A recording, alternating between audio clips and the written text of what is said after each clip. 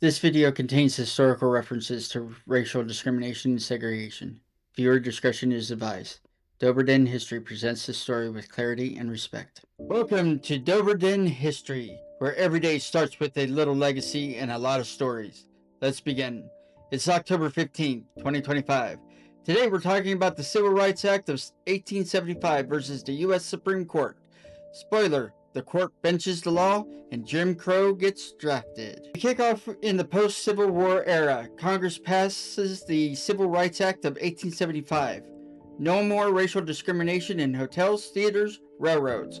It's bold. It's federal. It's Reconstruction with teeth. But 8 years later, 5 cases hit the Supreme Court. Black Americans denied service. Congress says, "We banned that." The court says, "Not our jurisdiction." Boom.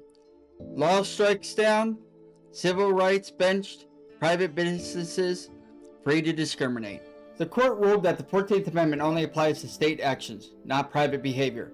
So if a hotel kicks you out for being black, that's not the government, that's just business. And the 13th Amendment? It ended slavery, but not the social system that replaced it. Justice John Marshall Harley dissented alone. He warned, "This will haunt us." That was right. The decision didn't just strike down a law, it opened the door for Jim Crow to walk in, set up shop, and stay for 80 years. And here's the twist. The justices weren't Southern Democrats, they were Republican appointees, the same party that freed the slaves. But in 1883, they chose restraint over justice, silence over protection, not with malice, but with a shift in priorities. They didn't write Jim Crow laws, but they cleared the legal path for them. The party of emancipation had pivoted toward business, national unity, and constitutional minimalism. And once the door was unlocked, Southern Democrats kicked it wide open. They passed law after law, segregating schools, buses, water fountains, voting booths. Jim Crow wasn't just a policy, it was a system, a machine, and it ran for nearly 80 years.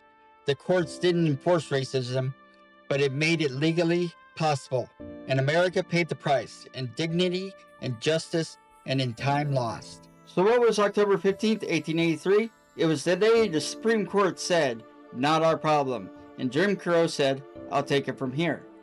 The Republicans unlocked the door, the Democrats kicked it open, and Jim Crow walked through like he owned the place.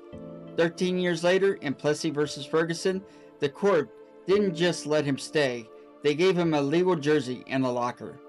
Tomorrow we discuss the true story behind Mickey Mouse that no one wants to talk about.